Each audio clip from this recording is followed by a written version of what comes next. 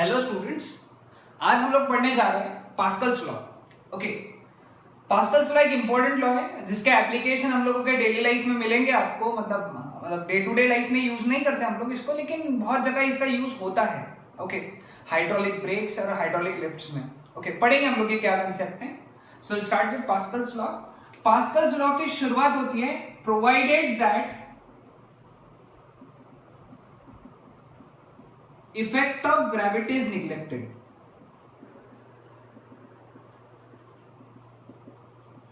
Okay, most importantly कि आपको gravity का इफेक्ट कंसिडर नहीं करना है। Okay, we are considering that gravity is not playing any role, gravity का रोल ही नहीं है।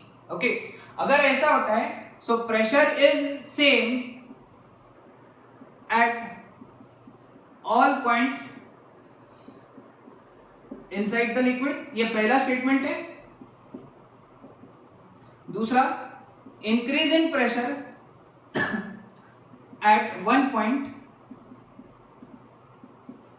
results in same increase in pressure at all other points।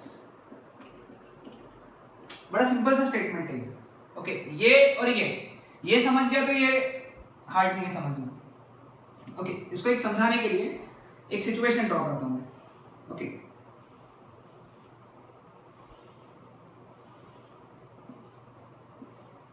हम लोगों ने एक ऐसा कंटेनर लिया है जिसके दो लिम्स हैं। ये दो लिम्स है, राइट लेफ्ट। ठीक है, अगर ग्रेविटी का इफेक्ट निग्लेक्ट नहीं किया तो हर जगह पे प्रेशर सेम रहेगा। अब तुम बोलोगे सर जितना डेप्थ नीचे जाएंगे उतना प्रेशर बढ़ते जाएगा। हाँ, तो हम लोग इक्वेशन क्या यूज कर रहे थे, P is equal to P naught plus H rho G। भाई ये G को ही हम लोगों को निग्लेक्ट करना है। अगर G को निग्लेक्ट कर दिया तो हर जगह प्रेशर सेम रहेगा, ऐसा हम लोग समझ रहे हैं। इसलिए स्टार्टिंग का पॉइंट बहुत इंपॉर्टेंट है। Provided that effect of gravity is neglected. Effect of gravity यानी G हटा दे रहे हो तुम। अगर G हट गया तो सब जगह प्रेशर सेम रहेगा। ओके, पहला समझा, P is same at all the points, हर जगह पे प्रेशर सेम रहेगा। दूसरा, अगर यहां तुम प्रेशर बढ़ा देते हो, 10 पास्कल से प्रेशर बढ़ाओगे तो ये हर पॉइंट पे 10 पास्कल से प्रेशर बढ़ेगा। हर पॉइंट पे प्रेशर जो है 10 पास्कल से बढ़ जाएगा। So this is most important thing, है ना। यानी एक जगह अगर प्रेशर बढ़ाओगे तो हर पॉइंट पे उतने से ही प्रेशर बढ़ेगा। This is what pascal said. ठीक है, अब इसका हम लोग एग्जांपल समझेंगे, मतलब इसका एप्लीकेशन कैसे। ओके, इसका एप्लीकेशन कुछ इस तरीके से है कि सपोज लेट अस से ये एरिया A1 है और ये एरिया A2 है। ठीक है, यहां एक पिस्टन लगा है जिसपे तुमने फोर्स लगाया F1, तो तुमने प्रेशर कितने से बढ़ाया, P1 that is equal to F1 by A1। इतना ही प्रेशर यहां से नीचे से बढ़ जाएगा यहाँ पे, और यहाँ पे फोर्स बाहर के साइड में F2 एक्सर्ट होगा। यानी उस यू कैन से प्लैंक पे, उस लकड़े के टुकड़े पे प्रेशर फोर्स कितना एक्सर्ट होगा, F2, और वहां पे प्रेशर कितना हो जाएगा, F2 बाय A2। लेकिन पास्कल क्या बोलता है, ये दोनों प्रेशर जो है ये सेम है। ये जो P1 है ये P2 के बराबर है। अगर P1 P2 के बराबर है इसका मतलब F1 by A1 is equal to F2 by A2, इसके बराबर होना चाहिए। यानी इसका मतलब यहां से मैं लिख सकता हूं कि F2 is equal to A2 by A1 times F1। समझे इस चीज को, F2 is equal to A2 by A1 times F1। अब देखो स्वाभाविक सा बात है, सपोज तुम्हारा जो A2 है ये 10 टाइम्स A1 है। ये जो एरिया है ये तो तुम कंट्रोल कर सकते हो। ये एरिया सपोज तुमने 10 गुना लिया इसके।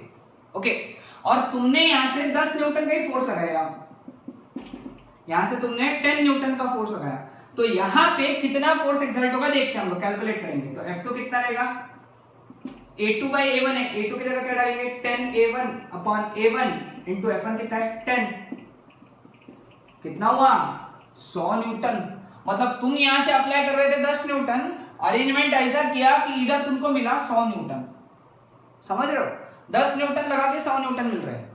So this concept is useful in case of hydraulic lift।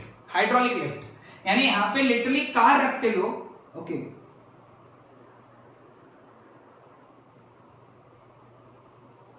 ठीक है, कार समझ लो भाई, अब इतना ड्राइंग टीचर तो है नहीं हम लोग, है ना। यहाँ पे उस हिसाब से फोर्स लगाते कि ये कार ही ऊपर उठ जाती है।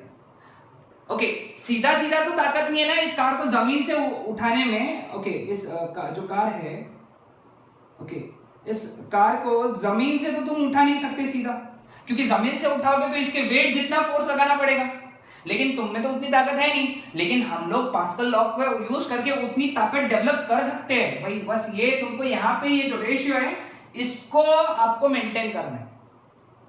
तो भाई F2 is equal to A2 by A1 times F1। So इसको बोलते हैं हाइड्रोलिक लिफ्ट का कंसेप्ट। ऐसे ही हाइड्रोलिक ब्रेक्स का भी कंसेप्ट है, जहां पे बहुत बड़े बड़े जो चीजें होती है, जैसे for example hydraulic breaks use होंगे ट्रेन्स में।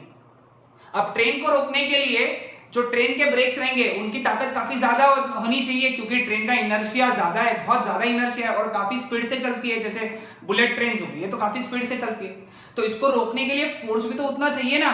लेकिन एक पेडल कितना फोर्स डेवलप करेगा? ब्रेक का पेडल भी पकड़ा हम लोगों ने, तो वो उतना फोर्स डेवलप नहीं कर सकता उस ट्रेन को रोकने के लिए, क्योंकि उसका इनर्शिया भी ज्यादा है, काइनेटिक एनर्जी भी ज्यादा है ना, मोमेंटम भी ज्यादा है। तो उसको रोकने के लिए हम लोग बहुत ज्यादा फोर्स कहां से डेवलप कराते हैं? By using this Pascal's law.